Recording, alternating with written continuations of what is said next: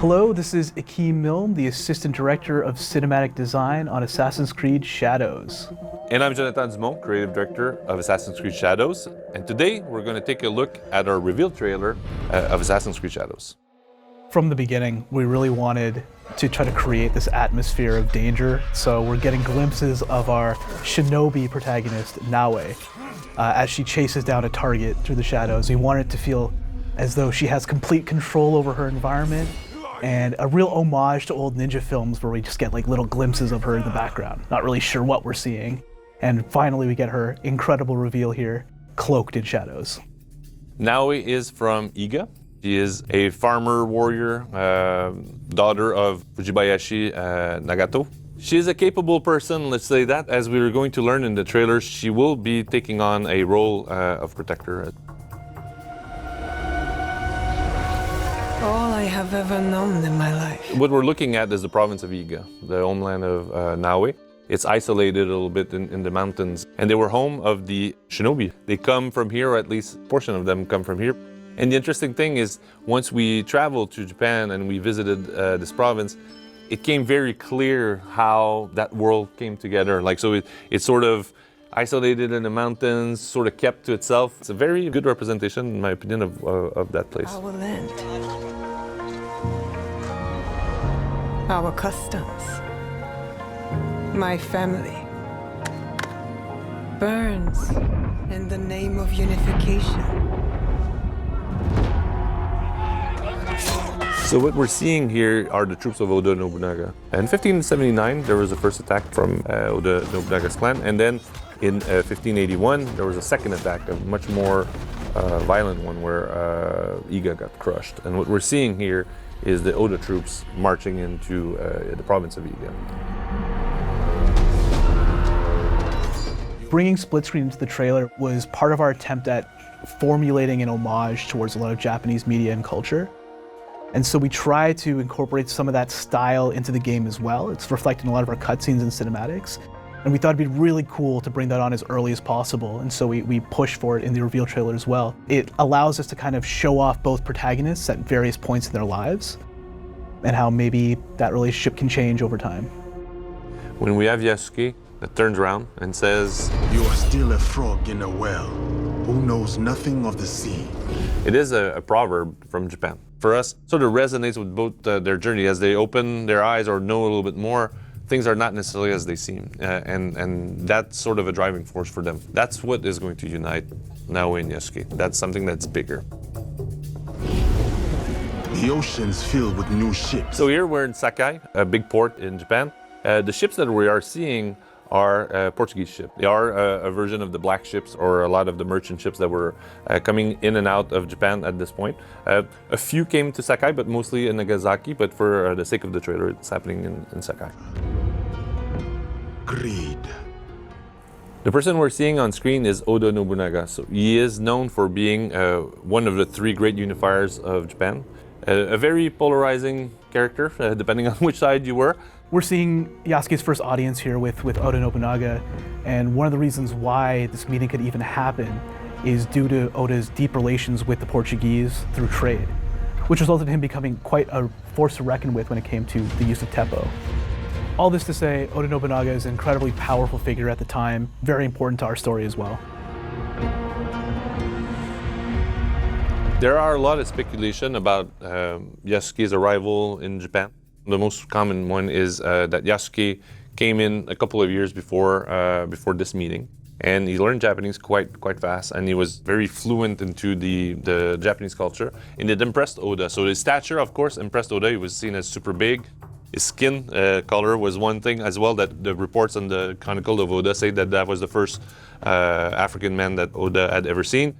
Oda asked him to stay with him, and this is what we know pretty much of the story of Yasuke. So there are a couple of elements that we will see also in the game that are historical reports of his presence, but then after that there's quite a bit of an interesting what if with him that will happen. Power. The initial volley, this is a concept that we had very early on, this really cool idea of the initial reveal of Yasuke emerging from the gun smoke. To us, that really ties him to Oda's battle style, and as probably one of the most important people to Oda in our game specifically. And what we're seeing here is a battle between the Oda clan and another rival clan, as a big part of the unification was taking down some of these rival clans for territory. What we see is Yasuke cutting people down with a great deal of ease. These are all moves that are going to be in the game. We specifically made sure all the choreography shown in the trailer are all taken directly from gameplay itself. Or choose another path. One of our big breakthroughs in this game is definitely this element of dynamic time, seasons, and weather. And we were kind of racking our brains with how to depict this in a trailer.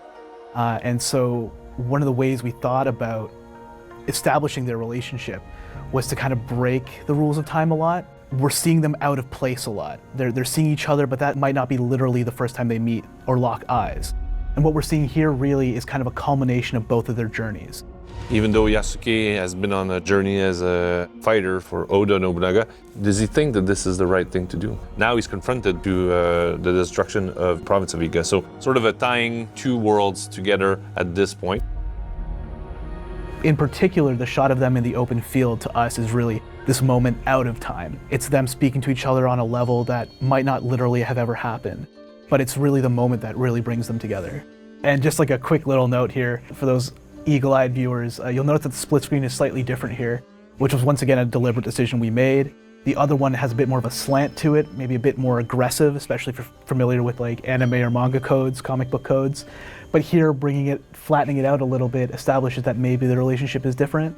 I don't want to speak too much about that, but given the time period of our game, unification is a really big deal. And I think the concept of unification can mean very different things to different people. And it definitely resonates differently for our two main characters. And we must look for it together. So what we're seeing here is that Naoe and Yasuke do have allies in the world. Like every good shinobi, she has access to a network of spies and people that can help her and trade for information. And we're seeing here is somebody giving her information on the whereabouts of the person that she's looking for. In the game, you can switch between both characters as you please. They do have a life when they're not played, so when you switch back characters, you can see them do something different. Most of our black box level designs allow for both playstyles to work kind of perfectly, and you can choose the one that you prefer. If you want to go in and just be full of brawn, cut people down with Yasuke, you have that option. If you want to take a sneakier option, well, you'll see what that looks like in a second. Rebuild. This is my favorite part. The wink.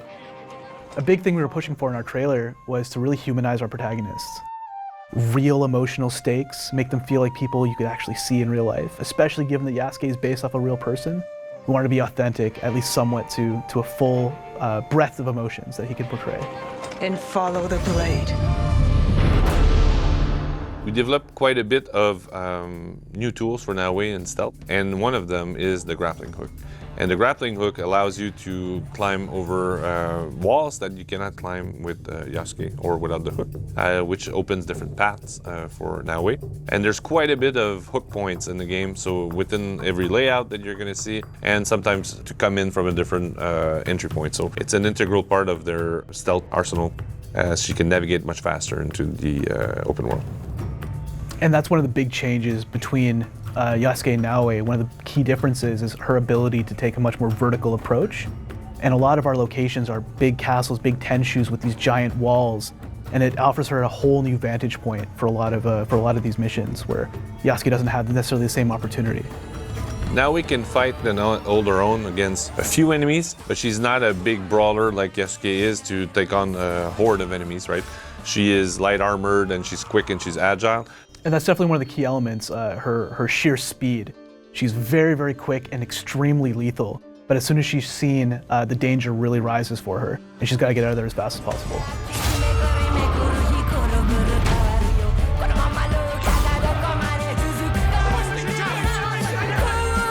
Is destruction in the game, Joe?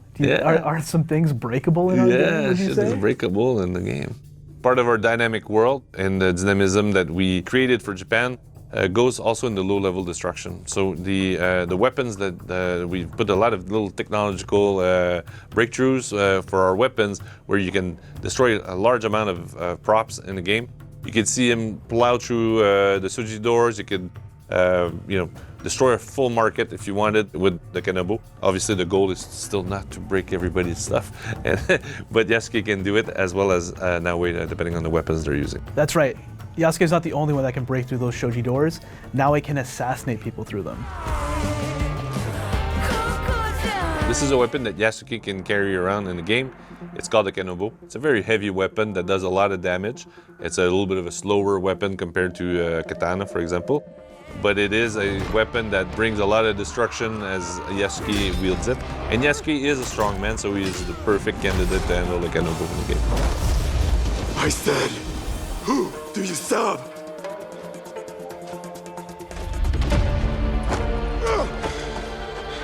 We are the shadows. That served the light.